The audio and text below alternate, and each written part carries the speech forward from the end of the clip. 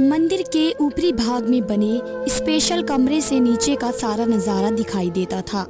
वे इस कमरे में आराम करते हुए मंदिर में आने वाले भक्तों को देखते रहते थे। वैसे तो उन्हें मर्द भक्तों से इतना मतलब नहीं रहता था, पर उनमें से वे केवल ऐसे भक्तों पर ही निगाह गड़ाए रहते थे जो उन्हें पैसे वाला दिखाई देता था। इससे उलट वे मंदिर में आने वाली उन लड़कियों और औरतों को खास निगाह से देखते थे जो गरीब घरों की होती थी। वे अपने कमरे से ही उनके चेहरे को पढ़ लेते थे। उनमें से जिनमें उन्हें कोई उम्मीद नजर आती, उन्हें अपने दूसरे कमरे में बुला लिया जाता। इस दूसरे कमरे से ही इस कमरे तक आने का सफर तय होता था। वे इच्छाधारी बाबा कहे जाते थे। अब थोड़ा इच्छाधारी बाबा का इतिहास जान लेते हैं। उसका असली नाम मूलचंद था। वे शुरू से ही शान शौकत से जीने के सपने देखा करता था, पर वह ज्यादा पढ़ लिख नहीं पाया था, तो उसे जो सरकारी नौकरी मिली वह क्लर्क की थी। यह नौकरी भी मूलचंद को इस वजह से मिल गई थी कि उसके पिताजी भी सरकारी नौकर थे और रिटायर होने से पहले एक हादसे में उनकी मौत हो गई थी। मूलचंद को आसानी से नौकरी मिली तो उसके सपने जोर मारने लगे। अपने सपनों को पूरा करने के लिए उसके पास घपला करने के अलावा और कोई दूसरा रास्ता नहीं था। क्लर्क की तनख्वाह तो इतनी होती नहीं कि वह उससे ऐशो आराम की जिंदगी बिता सके। घपला किया और पकड़ा गया। मूलचंद ने जितने रुपयों का घपला किया था उनको अपने एक दोस्त के पास रख दिया था, ताकि अगर वह पकड़ा भी जाए तो उसके पैसे महफूज रहें। मूलचंद को भरोसा था कि वह पकड़े जाने के बाद इन्हीं पैसों की रिश्वत खिलाकर अपने आप को बेदाग साबित कर लेगा, पर ऐसा हुआ नहीं। न केवल उसे नौकरी से निकाल दिया गया, बल्कि उसके खिलाफ पुलिस थाने में रिपोर्ट भी दर्ज करा दी गई। रिपोर्ट दर्ज होते ही उसके पैरों तले की जमीन खिसक गई। डर के मारे वे फरार हो गया। पुलिस मूलचंद को ढूंढती फिर रही थी और वह वहां छिपते हुए दिन काट रहा था। पुलिस के साथ आंख मिचौली के दौरान ही वह एक मंदिर के पुजारी के पास पहुंचा। उस पुजारी ने उसे छिपने में बहुत मदद की। बाद में मूलचंद को पता चला कि वह पुजारी खुद 20 सालों से ऐसे ही पुलिस से छिपता फिर रहा है। उसने तो अपनी पत्नी का खून किया था। मूलचंद ने भी सोचा, कितने लोग ऐसे ही अपने आप को छिपाए हुए हैं, तू भी यही चोला पहन ले। मूलचंद तब तक वहां छिपा रहा जब तक उसके बाल और दाढ़ी मूछ नहीं आ गई। फिर एक दिन वह भगवा चोला पहनकर वहां से निकल पड़ा। उसने अपना नया नाम इच्छाधारी बाबा रख लिया था। अब उसे पुलिस का कोई डर नहीं था। इच्छाधारी बाबा ने अपना जो नया ठिकाना बनाया वह एक रईस रम्मू का पुरखों का मंदिर था। इस मंदिर में बहुत सारी जमीन लगी हुई थी। इस जमीन को रम्मू ही जोतता था और सारे पैसे अपने इस्तेमाल में ही खर्च करता था। रम्मू को अपने पुरखों से इस वजह से चिढ़ होती थी कि इतनी सारी जमीन मंदिर में लगा दी और इतनी कीमती जमीन पर मंदिर बना दिया। वह मंदिर जिस जगह पर बना था उसकी कीमत आज लाखों रुपए में हो गई थी। धीरे धीरे जब रम्मू ने मंदिर में खर्चा कराना बंद कर दिया तो मोहल्ले के लोगों ने चंदा इकट्ठा करके मंदिर को चलाने की जिम्मेदारी अपने कंधों पर ले ली। कहीं मंदिर पूरी तरह से हाथ से ना निकल जाए, इस भावना के चलते रम्मू मंदिर में अपना दबदबा बनाए रखता था। उसे एक ऐसे आदमी की तलाश थी जो मंदिर से आमदनी करा सके। मूलचंद यानी इच्छाधारी बाबा से रम्मू की एक डील हुई थी। इच्छाधारी बाबा ने उसे हर साल एक मुश्त मोटी रकम देने का लिखित करार कर दिया था। इसके बदले रम्मू ने पूरा मंदिर उसे सौंप दिया। रम्मू का भार हल्का हो गया। अब उसे अपने पुरखों से इतनी नाराजगी भी नहीं रही। इसी बीच इच्छाधारी बाबा मंदिर से पैसा कमाने की कला सीख चुका था। वह मोहल्ला अच्छे लोगों का था, इसलिए इच्छाधारी बाबा को अपनी कमाई को लेकर कोई शक था भी नहीं। अब समाज में इज्जत भी मिलने लगी थी। वह तू से आप हो गया था। रम्मू ने इच्छाधारी बाबा की योजना के मुताबिक उन्हें बड़ी धूमधाम और उनसे जुड़ी अनेक कहानियों का प्रचार कर मंदिर में बैठा दिया। मंदिर में एक पंडित था रामलाल, जो कुछ मंत्र वगैरह पढ़ लेता था। वह मंदिर में भगवान की पूजा करता और अपनी पंडिताई धर्म निभा लेता।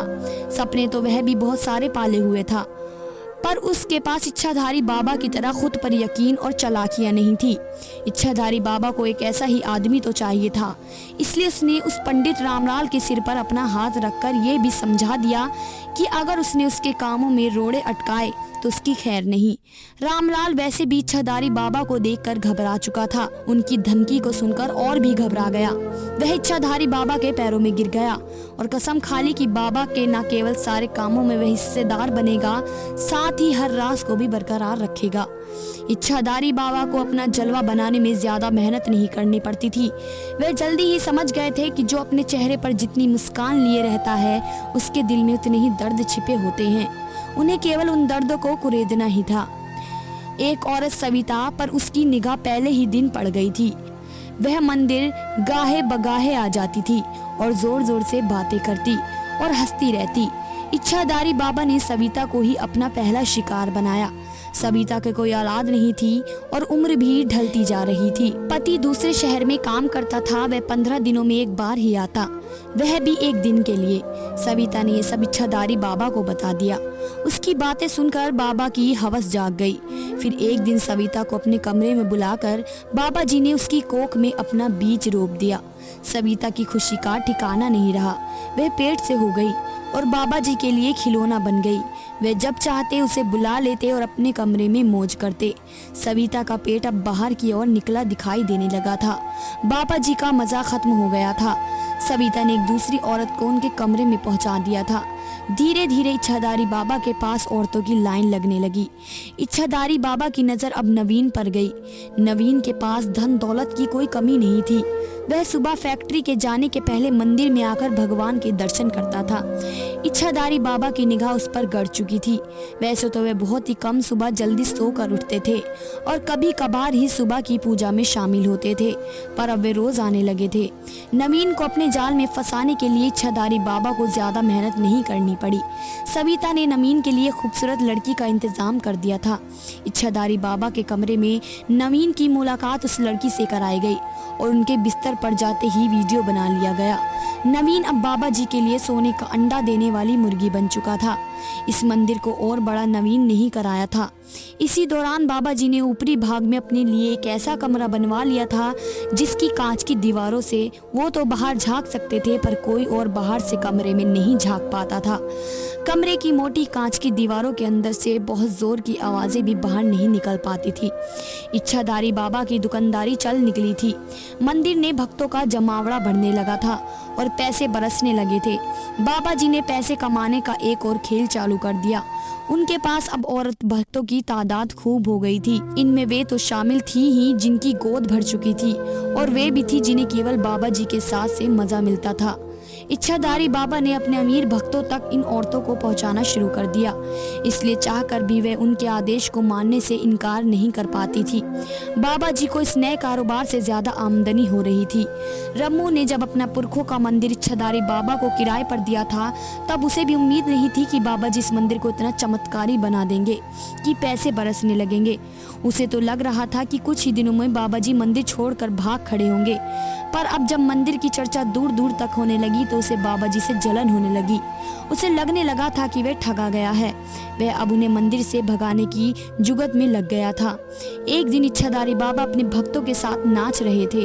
उन्होंने जिस औरत का हाथ पकड़ा हुआ था उस पे वह पहली निगाह में ही पसंद कर चुके थे। उन्होंने अपने कांच वाले कमरे में उस औरत को एक बच्चे और मर्द के साथ आते देख लिया था। उस औरत की उम्र ज्यादा नहीं थी। उसके लंबे बाल कमर के नीचे तक लहरा रहे थे। बाबा जी ने उस औरत को दर्शन देने का मन बना लिया था, इसलिए वह अपने कमरे के नीचे आ गए थे। उस औरत ने अपने सिर पर आंचल रखकर पूरी श्रद्धा के साथ बाबा जी के चरणों पर अपना सिर रख दिया और बाबा जी ने आशीर्वाद देने के बहाने उसकी पीठ को सहला दिया। इसके बाद बाबा जी उस औरत का हाथ पकड़कर नाचने लगे। मंदिर के अहाते में जमा सभी भक्त भी बाबा जी के साथ नाच रहे थे। वे उसे यहाँ वहाँ छू रहे थे। वह औरत भी उन्हें छूने का भरपूर मौका दे रही थी। थोड़ी देर के बाद वह औरत बाबा जी के कमरे में उनके सामने बैठी थी। बाबा जी उसे एकटक निगाहों से देख रहे थे। जैसे ही उन्होंने उस औरत के चेहरे पर आने वाली लट को हटाते हुए अपनी बाहों में लेने की कोशिश की, तभी उस औरत ने अपनी कमर में छिपी पिस्तौल को निकालकर बाबा जी के माथे पर अड़ा दिया। इच्छाधारी बाबा अभी भी मदहोश ही थे। उन्होंने पिस्तौल की परवाह किए बिना एक बार फिर उस औरत को बाहों में लेने की कोशिश की, पर अब की बार पिस्तौल की गोली निकल चुकी थी, जो तेज आवाज के साथ कांच की दीवार से जा टकराई।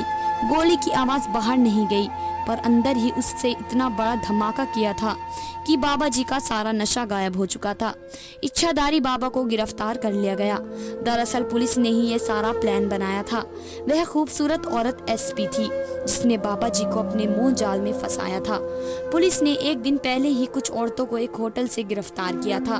उन्होंने ही मंदिर में चल रहे इस गोरख धंधे का खुलासा किया था। बाबा जी के कमरे में गंदी किताबों के अलावा नशीली दवाएं भी बरामद हुई थी। इच्छाधारी बाबा का पुराना कच्चा चिट्ठा भी खुल चुका था। दोस्तों, उम्मीद करती हूँ कि आपको ये स्टोरी अच्छी लगी होगी। अगर अच्छी लगी है तो वीडियो को लाइक करें। धन्यवाद दोस्तों।